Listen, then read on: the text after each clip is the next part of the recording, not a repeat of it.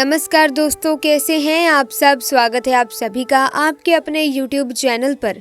दोस्तों, सावन माह में शिव जी की पूजा करने से वे शीघ्र प्रसन्न होते हैं। इस पूरे माह श्रद्धा और भक्ति के साथ भगवान शिव की पूजा की जाती है और व्रत रखे जाते हैं। लेकिन सावन माह में शिव जी के साथ पूरे शिव परिवार की पूजा करने की मान्यता है।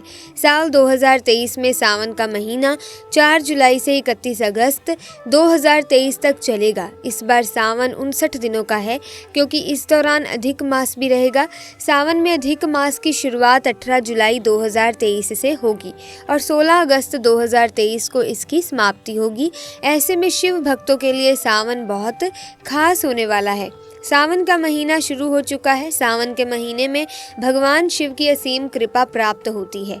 सावन के सोमवार के व्रत करने से कुंवारी कन्याओं को मनचाहा वर प्राप्त होता है। वहीं भगवान शिव की पूजा अर्चना करने से अच्छी सेहत और आरोग्य जीवन का वरदान प्राप्त होता है। तो दोस्तों, आज हम आपको बताने वाले हैं कि कितना भी जरूरी क्यों ना हो, कोई आपसे इन चीजों को उधार मांगे तो सावन के महीने में भूल कर भी ये 4 चीजें किसी को भी ना दें, अन्यथा आपके परिवार में कंगाली देखने को मिल सकती है। अब दोस्तों, क्या होता है कि आज के समय में उधार देना या लेना हर व्यक्ति के जीवन में ज़रूरी हो जाता है। कोई किसी को इसलिए उधार देता है ताकि उन्हें उनके जीवन में अच्छी चीज़ें वापस प्राप्त हों, तो कुछ व्यक्ति सामाजिक सरोकार निभाने के लिए उधार देते हैं। लेकिन दोस्तों, सावन के महीने में आप ऐसा करते हैं तो आपके जीवन में कंगाली विद्यमान हो जाती है। बात करते हैं सबसे पहली चीज़ की। सावन के महीने में सबसे पहली चीज़ तो ये है कि भोलेनाथ से जुड़ी किसी भी प्रकार की चीज़ आप किसी व्यक्ति को उधार ना दें। जैसे कि भोलेनाथ से जुड़ा किसी भी प्रकार का फल, भोलेनाथ से जुड़ा किसी भी प्रकार का वस्त्र और भोलेनाथ से जुड़ी पूजा की सामग्री आप भूलकर भी किसी को उधार या दान के तौर पर ना दें, क्योंकि माना जाता है कि अगर आप इस प्रकार की सामग्री दूसरे व्यक्ति को देते हैं तो दोस्तों, आपके घर से भोलेनाथ दूसरों के घर चले जाते हैं और आपको वो नहीं प्राप्त होता जो भोलेनाथ आपके लिए करने वाले थे। तो सबसे पहले आपको इस बात का ध्यान जरूर रखना चाहिए। इसी तरह दोस्तों, सावन का महीना धन प्राप्ति का महीना माना जाता है। भोलेनाथ साक्षात आपके घर में आगमन करने के लिए आते हैं, तो इस बात का आपको ध्यान जरूर रखना चाहिए कि सावन के महीने में भूल कर भी कोई व्यक्ति आपसे धन उधार मांगने के लिए आता है तो आपको उसे उधार रुपए नहीं देने चाहिए और सावन में आपको किसी अन्य व्यक्ति से उधार भी नहीं लेना चाहिए। ऐसी मान्यता है कि सावन के महीने में आप उधार देते हैं या लेते हैं तो वो आपका धन कभी भी लौट कर नहीं आता, और जो धन आपने किसी अन्य व्यक्ति से लिया है वो कर्ज आपके ऊपर चढ़ता जाता है, वो कर्ज आपसे उतरता नहीं है। इसी वजह से ऐसा करने की मनाही की जाती है। इसी तरह दोस्तों, सावन का महीना भगवान भोलेनाथ का दूध से अभिषेक करने का, भगवान भोलेनाथ को दही से अभिषेक करने का महीना माना जाता है और भगवान को सफ़ेद चीज़ें चढ़ाई जाती हैं। लेकिन दोस्तों, इस बात का ध्यान रखें कि सावन के महीने में अगर भोलेनाथ को चढ़ाने के अलावा कोई व्यक्ति सुबह के समय आपसे दूध, दही, छाछ या संध्या काल के समय ये चीज़ें उधार मांगने के लिए या ऐसे ही मांगने के लिए आ जाता है तो आपको भूल कर भी किसी अन्य व्यक्ति को ये नहीं देना चाहिए। अगर आप भोलेनाथ को चढ़ाने के अलावा ऐसा कार्य करते हैं तो आप समझ लीजिए कि आपके घर की लक्ष्मी दूसरों के घर चली जाती है और साक्षात भोलेनाथ के क्रोध का भी आपको सामना करना पड़ता है।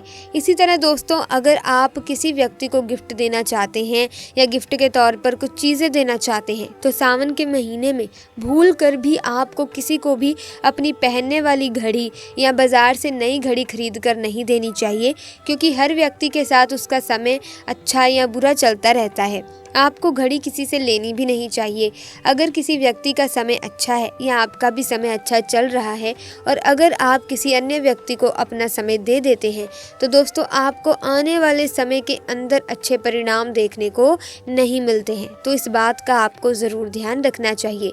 इसी तरह सावन के पवित्र महीने में कुछ चीज़ें ऐसी होती हैं जो आपके घर के समृद्धि से जुड़ी होती हैं, वो आपको किसी को भी उधार नहीं देनी चाहिए, वो भी संध्या काल होने के बाद। जैसे कि दोस्तों कोई आपसे लहसुन, प्याज, दूध, दही मांगने के लिए आता है तो सावन के महीने में सुबह के समय या सूर्यास्त के समय, इन दोनों समय में आपको घर की समृद्धि दूसरों को भूलकर भी नहीं देनी चाहिए। माना जाता है कि अगर आप ऐसा करते हैं तो आपके घर की समृद्धि दूसरों के घर चली जाती है और आपको अच्छे परिणाम नहीं मिलते। इसी तरह दोस्तों सावन के पवित्र महीने में आपको उन बातों का ध्यान जरूर रखना चाहिए जो दान पुण्य से जुड़ी होती हैं।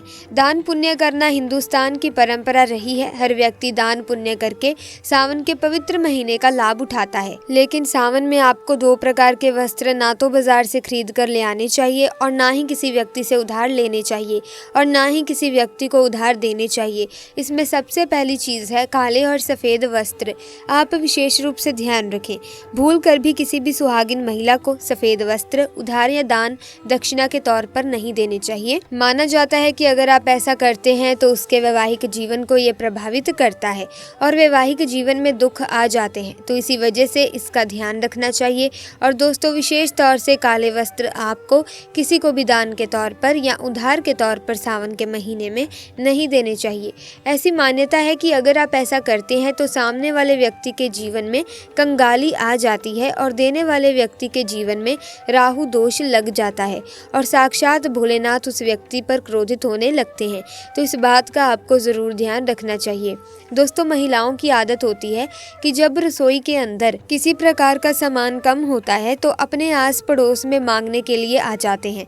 लेकिन सावन का 1 महीना ऐसा होता है जिस समय पर अगर आप अपनी घर की रसोई की चीज़ें किसी अन्य व्यक्ति को उधार या दान में देते हैं तो आपके घर की समृद्धि दूसरों के घर चली जाती है। इसमें सबसे मुख्य है तरल चीज़ें। दोस्तों तेल, घी या फिर अपने घर की हल्दी, ये तीनों चीज़ें सौभाग्य का प्रतीक मानी जाती हैं।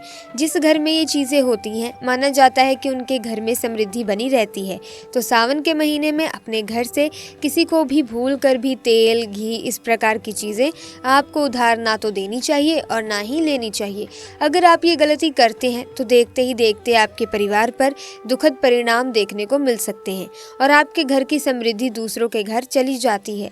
इसी तरह सावन के महीने में अगर आप किसी व्यक्ति को दान देने की सोच रहे हैं तो आप नए कपड़े दे सकते हैं। लेकिन इस बात का ध्यान रखें कि कपड़े काले या सफ़ेद रंग के ना हो। दोस्तों याद रखिएगा कि आपके अपने पहने हुए और अपने पुराने कपड़े भूलकर भी किसी को भी दान के तौर पर या पहने हुए कपड़े किसी को भी ऐसे ही नहीं देने चाहिए। माना जाता है कि अगर आप अपने पहने हुए कपड़े किसी अन्य व्यक्ति को दे देते हैं तो याद रखिए आपके पहने हुए कपड़ों के साथ आपकी समृद्धि जुड़ी हुई होती है। अगर वो दूसरों के घर चली जाती है तो आपको कंगाली या फिर इस प्रकार की चीज़ों का सामना करना पड़ता है जो आपके परिवार के लिए अच्छी नहीं होती। तो इस बात का विशेष रूप से ध्यान रखें। दोस्तों अपने पहने हुए कपड़े सावन के महीने में भूलकर भी किसी व्यक्ति को उधार या दान के तौर पर नहीं देने चाहिए। और दूसरी चीज़ ये है कि सावन का महीना सुहाग के लिए विशेष माना जाता है। माता लक्ष्मी से जुड़ी चीज़ें आपके घर में समृद्धि को बढ़ाती हैं, माता लक्ष्मी को आमंत्रित करने का कार्य करती हैं। तो ऐसी चीज़ें जो लक्ष्मी से जुड़ी हों वो आपको किसी भी व्यक्ति को नहीं देनी चाहिए। और तीसरी चीज़ है कि सुहागिन महिलाएं विशेष तौर से ध्यान रखें कि अपने सुहाग की चीज़ें जैसे कि माथे पर लगने वाला सिंदूर, अपने गले में धारण करने वाला मंगलसूत्र, पैरों में पहने जाने वाली पायल या फिर बिछिया आपको कभी भी किसी को भी नहीं देनी चाहिए। और ख़ास तौर से सावन के महीने में तो भूल कर भी नहीं देनी चाहिए। ये चीज़ें सुहाग का प्रतीक मानी जाती हैं। और अपनी चूड़ियाँ भी जो सुहाग का प्रतीक है आपको भूल कर भी किसी अन्य महिला को नहीं देनी चाहिए। फिर चाहे आपकी बहन क्यों ना हो, आपका कोई अपना ही क्यों ना हो, आपको थोड़ी देर के लिए पहनने के लिए भी नहीं देनी चाहिए। और ख़ासकर सावन के महीने में तो ये गलती आप भूल कर भी ना करें, इस बात का आपको ध्यान रखना होगा। तो दोस्तों निश्चित तौर पर आपको इसका प्रभाव देखने को मिल जाएगा और देखते ही देखते भोलेनाथ की विशेष कृपा भी आपको देखने को मिल जाएगी। ऐसे में अगर आप भी भगवान शिव का अगर आशीर्वाद पाना चाहते हैं तो कमेंट सेक्शन में ओम नमः शिवाय ज़रूर लिखें। साथ ही इस वीडियो को लाइक करें, शेयर करें और चैनल को सब्सक्राइब करके बेल आइकन को प्रेस कीजिए ताकि आने वाली नई वीडियोस की अपडेट आपको मिलती रहे। आपका बहुत बहुत धन्यवाद।